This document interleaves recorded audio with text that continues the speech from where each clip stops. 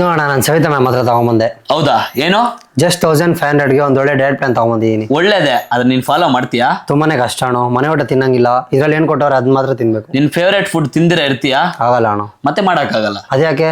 ಯಾಕಂದ್ರೆ ಬ್ರೋ, ನೀನು ಫಸ್ಟ್ ಜೋಶ್ ಅಲ್ಲಿ ಸ್ಟಾರ್ಟ್ ಮಾಡ್ತೀಯಾ. ಜೋಶ್ ಏನ ಕಮ್ಮಿ ಆದ್ಮೇಲೆ ಏನ್ ಮಾಡ್ತೀನಿ ನೀನು ಅನ್ಹೆಲ್ತಿ ರೋಟೀನ್ ಬಂದ್ಬಿಡ್ತೀಯ. ಅವಾಗ ಏನಾಗುತ್ತೆ ಹೇಳು, ನಿನ್ ಅಮೌಂಟ್ ವೇಸ್ಟು, ನಿನ್ ಟೈಮು ವೇಸ್ಟು. ಮತ್ತೆ ಇವಾಗ ನಾನು ಏನ್ ಮಾಡ್ಬೇಕು? ಏನಿಲ್ಲ ಬ್ರೋ, ಸ್ವಲ್ಪ ಚೇಂಜಸ್ ಮಾಡ್ಕೊಬೇಕು. ನೀನ್ ಬೆಳಗ್ಗೆ ಹೊತ್ತು ಪರೋಟ ತಿಂತಾ ಇದೀಯ ಅಂದ್ರೆ ಸ್ವಲ್ಪ ಪರೋಟ ಕಮ್ಮಿ ಮಾಡಿ ಅದ್ರ ಜೊತೆಯಲ್ಲೇ ಮೊಟ್ಟೆ ಆಡ್ ಮಾಡ್ಕೋ.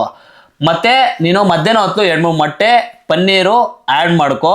ನೈಟ್ ಹೊತ್ತು 1 ಸ್ಕೂಪ್ 2 ಸ್ಕೂಪು ನ್ಯೂಟ್ರಬೆ ಬಯೋ ಅಬ್ಸರ್ವ್ನ ತಗೋ.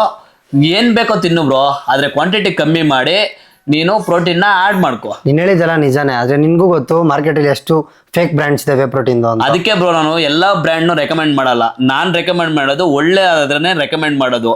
ಸೊ ನ್ಯೂಟ್ರಬೆ ಯಾಕಂದ್ರೆ ನಾನು ಸುಮಾರು ವರ್ಷದಿಂದ ಇದನ್ನ ಯೂಸ್ ಮಾಡ್ತಾ ಇದೀನಿ, ನನ್ನ ಫ್ಯಾಮಿಲಿಗೆ ಎಲ್ಲ ಕೊಡ್ತಾ ಇದೀನಿ. ನೀವೆಲ್ಲರೂ ನನ್ನ ಫ್ಯಾಮಿಲಿ ಇದ್ದಾಗೆ ಫ್ಯಾಮಿಲಿ ಹೆಲ್ತ್ ಅಲ್ಲಿ ನಾನು ಯಾವುದೇ ರೀತಿ ಕಾಂಪ್ರಮೈಸ್ ಮಾಡಲ್ಲ. ನೀವೇನೋ ಬೆಸ್ಟ್ ಪ್ರೋಟೀನ್ ಹೋಗ್ತಾ ಇದ್ರೆ ನ್ಯೂಟ್ರಬೆ ಹೋಗಿ.